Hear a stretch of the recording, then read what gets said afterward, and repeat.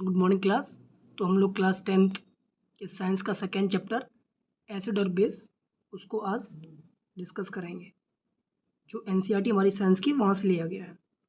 कुछ important question है जो आपको बोर्ड में हेल्प कर सकते हैं। बोर्ड के पैटर्न के बेसिस पे कुछ रिवीजन सीट तैयार की गई है, जो इंपॉर्टेंट क्वेश्चन जो प्रीवियस ईयर में आ चुके हैं उनको लेके चलते हैं। ठीक है, आंसर द फॉलोइंग क्वेश्चन। हमारा क्वेश्चन 1 है कि why should curd and sour substance not kept in brass and copper vessel. जो कॉपर और ब्रास के बर्तन होते हैं उनमें दही को नहीं जमाना चाहिए या फिर खट्टी सब्सटेंस को नहीं रखना चाहिए, क्यों? तो बेसिक तो ये है कि अगर हम इनको जमाने के लिए कॉपर या ब्रास का बर्तन का यूज़ करेंगे तो क्या होगा, इनमें कॉर्जन हो सकता है। क्या कॉर्जन लग सकता है? अब इसको रिटन वे में देखते हैं कि आंसर हम प्रॉपर वे में कैसे लिखेंगे, तो उसको हम लोग लेके चलते हैं। तो हमारा आंसर है curd and sour substance are both acidic. जो कर्ड और सोर सब्सटेंस जैसे बताया एसिडिक नेचर के होते हैं। We know that acid combine with metal to form salt and hydrogen gas.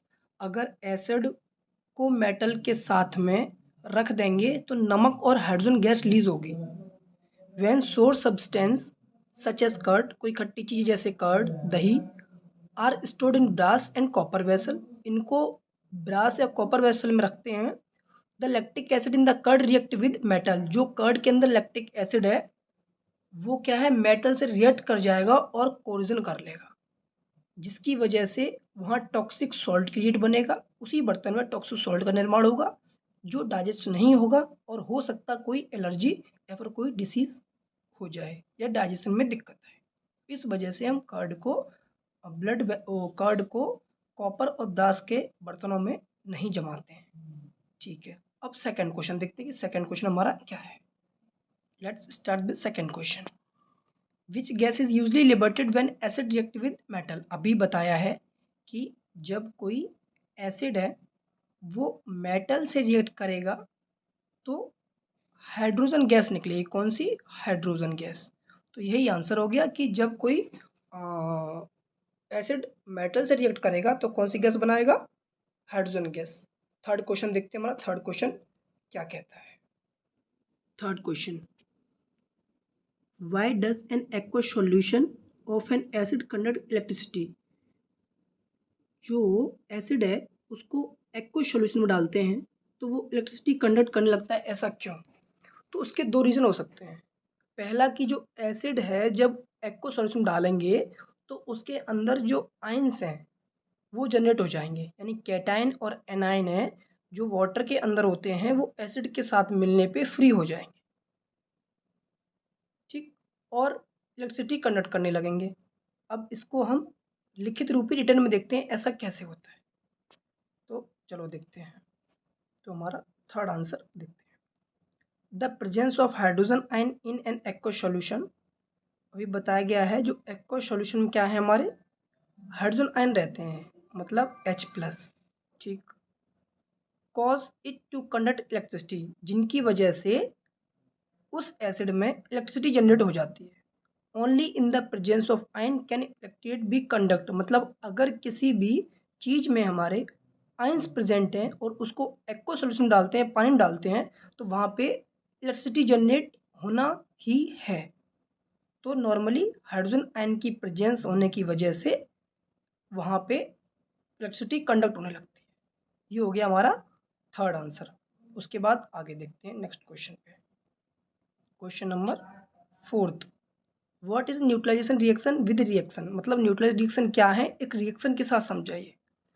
तो हमने एसिड बेस वाले चैप्टर में पढ़ा होगा कि जब कोई एसिड बेस से मिलता है तब सॉल्ट और प्लस कोई गैस निकलती है या फिर वाटर बनता है। इसको न्यूट्रलाइजेशन रिएक्शन का नाम देते हैं। अब इसको लिखित रूप में हम लोग देखते हैं कि ये कैसे होता है, तो चलो देखते हैं। तो ये रहा हमारा answer. A neutralization reaction is when an acid a base react to form water and salt। तो पीछे वाटर बोला था और कुछ ऐसी एक्सेप्शन में गैस भी निकलती होगी। तो जब एसिड और बेस आपस में मिलते हैं तो किसका निर्माण करते हैं? सॉल्ट और वाटर का। ठीक है ना, किसका? सॉल्ट और वाटर का निर्माण करते हैं। कौन? जब एसिड और बेस दोनों मिलते हैं तब हमारा सॉल्ट और वाटर बनता है। ठीक है ना, ये रिएक्शन हो जाएगी। अब नेक्स्ट क्वेश्चन देखते हैं हम लोग, ठीक है। नेक्स्ट क्वेश्चन है हमारा, what is pH value and its importance. PH value क्या है और उसकी ज़रूरत क्या है या उसका इंपॉर्टेंस क्या है।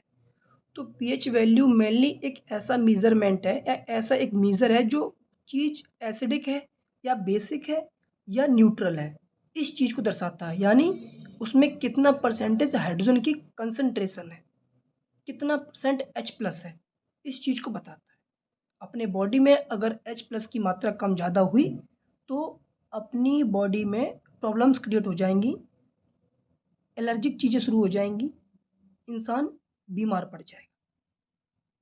ऐसे ही अगर मिट्टी की एसिडिक नेचर बढ़ गया, बेसिक नेचर कम ज़्यादा हो गया, तो प्रॉपर मात्रा में जो सॉइल है वो जो प्लांट्स है उसको ग्रोथ नहीं दे पाएगी, हो सकता हमारी फसल ख़राब हो जाए। तो पीएच वैल्यू का हर एक फील्ड में बहुत ज़्यादा इंपॉर्टेंस है। तो अब पीएच वैल्यू के एक रिटन फॉर्म में हम लोग देखते हैं। चलो तो हम लोग शुरू करते हैं देखना। तो ये रहा हमारा answer, pH is a measure of the concentration of hydrogen ion in solution. Solution में कितना H प्लस आयंस की कंसंट्रेशन है, जैसे कि बताया। पीएच स्केल बिटवीन 0 से 14, मतलब ये 0 से लेके 14 तक इसकी वैल्यू रहती है, ठीक है। और अगर 0 से 7 के बीच में वैल्यू आती है तो एसिडिक है, और 7 से 14 के बीच में आती है तो बेसिक है। लेकिन अगर किसी की पीएच वैल्यू 7 है तो उसे न्यूट्रल कहेंगे, जो एक पानी की ही वैल्यू हो सकती है, ठीक। इतना समझ में आ गया। अब इसके यूजेस क्या है, जैसे बताएं, एग्रीकल्चर यील्ड को दिक्कत दे सकता है, डाइजेशन सिस्टम में दिक्कत दे सकता है, एक्टिव लाइफ में दिक्कत दे सकता है अगर पीएच वैल्यू ऊपर नीचे कम ज़्यादा होती है तो। याद रखना इस चीज़ को, अगर पीएच वैल्यू किसी भी फील्ड में, किसी भी ऑर्गेनिज्म में, किसी भी जगह पे अगर ऊपर नीचे हुई, एसिडिक कैरेक्टर ज़्यादा आ गया तो वहाँ पर प्रॉब्लम क्रिएट होगी, अगर कम हो गया तो प्रॉब्लम क्रिएट होगी। यानी इन एवरीडे लाइफ में बहुत ज़्यादा इंपॉर्टेंस है पीएच वैल्यू का। एक नॉर्मल इंसान बीमार होता है तो सबसे पहले उसकी पीएच वैल्यू में चेंजमेंट आता है, ठीक है ना। तो अब नेक्स्ट क्वेश्चन देखते हैं कि नेक्स्ट क्वेश्चन क्या कहता है। तो क्वेश्चन नंबर 6 देखते हैं, what is the common name of, जो कुछ कंपाउंड दिए गए हैं उनके कॉमन नेम की बात की गई है, ठीक। CaOCl2 इसका कॉमन नेम क्या है, आप लोगों को पता है? आई थिंक नहीं पता होगा। तो CaOCl2 अगर ये एक नंबर में क्वेश्चन पूछा जाता है तो आप लोग लिख के आएंगे ब्लीचिंग पाउडर। ब्लीचिंग पाउडर का जो रिप्रेजेंटेशन है वो CaOCl2 से होता है। CaSO4.2H2O इसका जो नाम है, कॉमन नेम, वो है जिप्सम। क्या? जिप्सम। ये कब बनता है? जब प्लास्टर ऑफ पेरिस में 1.5 H2O यानी 1.5 H2O के साथ रिएक्शन कराएंगे तो हमारा जिप्सम बनेगा, ठीक। यानी POP प्लस कितना 1.5 H2O इसमें मिला देंगे तो हमारा ये वाला फॉर्मूला CaSO4.2H2O बन जाएगा, ठीक। नेक्स्ट देखते हैं, ये NaHCO3 है, NaOH नहीं, NaHCO3, जिसे आप लोग अच्छा खासा जानते होंगे। NaHCO3 होता है, इसका नाम क्या है? सोडियम हाइड्रोजन कार्बोनेट, जिसे बेकिंग सोडा कहते हैं। ये ब्लीचिंग पाउडर है और ये बेकिंग सोडा है, NaHCO3। ये कॉमन नेम हो गया इसका हमारा, ठीक है। क्वेश्चन नंबर 7 देखते हैं। क्वेश्चन नंबर 7 क्या कहता है, नेक्स्ट 7 क्वेश्चन देखते हैं। Name the substance which on treatment with chlorine yield bleaching powder, मतलब ऐसे सब्सटेंस का नाम बताना है जो क्लोरीन के साथ रिएक्ट करते ब्लीचिंग पाउडर बनाएगा। तो हम लोग जानते हैं CaOH का होल ट्वाइस, CaOH का होल ट्वाइस। आप लोगों को पता होगा इसका नाम है स्लेक लाइम। क्या? इसको हम स्लेक लाइम के नाम से भी जानते हैं। इसकी रिएक्शन जब हम Cl2 से कराएंगे, क्वेश्चन ऐसा ही कह रहा है, Cl2 से कराने पर क्या मिलना चाहिए? Bleaching powder. ब्लीचिंग पाउडर मतलब CaOCl2 ये मिलना चाहिए। तो कौन? स्लेक, ड्राई स्लेक लाइम की रिएक्शन जब Cl2 से कराएंगे तब हमको ब्लीचिंग पाउडर मिलेगा। तो क्वेश्चन नंबर 7 इस हिसाब से कंप्लीट हुआ। नेक्स्ट क्वेश्चन 8 पे आते हैं हम लोग। नेक्स्ट क्वेश्चन फिर हमारा रिएक्शंस का है, right an equation two show the reaction between plaster of Paris and water. मतलब प्लास्टर ऑफ पेरिस और पानी के साथ रिएक्शन कराने पे अभी हमने देखा था जिप्सम मिला था, इसको रिएक्शन के रूप में देखेंगे। तो प्लास्टर ऑफ पेरिस का फॉर्मूला हमारा होता है क्या कहते हैं, CaSO4.12H2O। ये हो गया प्लास्टर ऑफ पेरिस, ठीक। इसका रिएक्शन जब हम पानी के साथ कराएंगे तो हमको क्या मिलेगा, जिप्सम। क्या मिलेगा, जिप्सम। जैसे पीछे जिप्सम का फॉर्मूला हो जाएगा CaSO4.2H2O। ये भाई आपको ये याद रखना है कि रिएक्टेंट क्या है, तो रिएक्टेंट हमारा CaSO4.12H2 यानी प्लास्टर ऑफ पेरिस है, और जब इसकी हाफ H2 से रिएक्शन कराएंगे तो हमको मिलेगा जिप्सम। याद रखना क्या मिलेगा, हमारे जिप्सम मिलेगा हमको। थोड़ा हम लोग कलर थोड़ा इसका चेंज, ये यही ठीक है, ठीक। जिप्सम का फॉर्मूला देख लो, CaSO4.H2O, कितना 2H2O, ये मिलेगा। फिर भी एक बार इसको अलग से देख लो, जिप्सम का फॉर्मूला क्या था हमारा, जिप्सम का फॉर्मूला देख लो, CaSO4.2H2O, ये हो गया। ये प्रोडक्ट मिलेगा क्वेश्चन नंबर हमारे 8 में। क्वेश्चन नंबर 9 देखते हैं, 9 क्या कह रहा है। Give two importance uses of washing soda and baking soda. Baking soda और वॉशिंग सोडा के हमको 2 इम्पोर्टेंस देने हैं। तो सबसे पहले बेकिंग सोडा का देखते हैं, वॉशिंग सोडा का देखते हैं। क्या वॉशिंग सोडा का इम्पोर्टेंस हम लोग जानते नहीं जानते हैं। जो वॉशिंग सोडा है उसका सबसे पहले तो हम लोग तो यूज़ करते हैं किसमें, मैन्युफैक्चर ऑफ सोडियम कंपाउंड, जैसे बोरेक्स। जो बोरेक्स है उसका निर्माण करने के लिए हम वॉशिंग सोडा का यूज़ करते हैं। और हम लोग वॉशिंग सोडा का यूज़ करते हैं glass, shop and paper industries में। और सबसे बड़ी बात, जो वाटर में हार्डनेस होती है परमानेंट, उसको रिमूव करते हैं। और नॉर्मली क्लिनिकल एजेंट जो घर में होते हैं उनको साफ करने में भी इसका इस्तेमाल करते हैं। वॉशिंग सोडा इस तरीके से ख़त्म हुआ। नेक्स्ट है हमारा कौन सा सोडा, बेकिंग सोडा। जैसा नाम वैसा काम, बेकिंग यानी बेकरी में कहीं शायद काम आ सकता है कुछ चीज़ बनाने के लिए। तो बेकिंग सोडा ड्रिंकिंग, ओहो, जो पानी पीते हैं उसके अगर उसमें जर्म्स हैं उसको मारेगा। और bleaching cotton and lining the textile industry, bleaching wood pulp in paper industry, bleaching wash cloth, मतलब जो कपड़े धुलते हैं हम लोग उसमें भी ब्लीचिंग पाउडर का इस्तेमाल होता है। इस तरीके से हमने देखा वॉशिंग सोडा जो हमारा है, ठीक है ना। जो वॉशिंग सोडा वो किस में इस्तेमाल हो रहा है, हमारा बोरेक्स बनाने में, पानी की हार्डनेस को ख़त्म करने में, और ब्लीचिंग पाउडर कपड़े धुलने में हेल्प होता है, और पानी में जम्स होते हैं उनको मारने में काम करता है, ठीक है। नेक्स्ट क्वेश्चन थोड़ा अच्छा है और बड़ा है।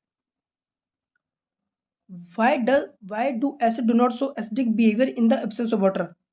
वहाँ क्वेश्चन था करता है, यहाँ नहीं करता है। सीधी सी बात है, अगर पानी है, पानी अगर नहीं होगा तो वो H प्लस आयंस देगा ही नहीं। जब H प्लस आयंस देगा ही नहीं तो वो किस तरीके से इलेक्ट्रिसिटी बिहेव करेगा, या वो एसिडिक कटर क्यों बिहेव करेगा। एसिड का मतलब ही है H प्लस आयंस की कंसंट्रेशन, और पानी में जब H प्लस पानी प्रेजेंट ही नहीं है तो किस तरीके से वो एसिडिक कैरेक्टर बिहेवियर शो कर देगा। इसको एक रिटन के रूप में देखते हैं कि ऐसा कैसे होता है। अब नेक्स्ट देखते हैं, in the absence of water acid do not show acidic behaviour. मतलब अगर पानी नहीं होगा तो एसिडिक बिहेवियर शो ही नहीं करेगा। क्यों, क्योंकि वहां से हाइड्रोजन आयन निकलेंगे ही नहीं, और जब निकलेंगे ही नहीं तो किस बेसिस पे वो एसिडिक कैरेक्टर शो करेगा।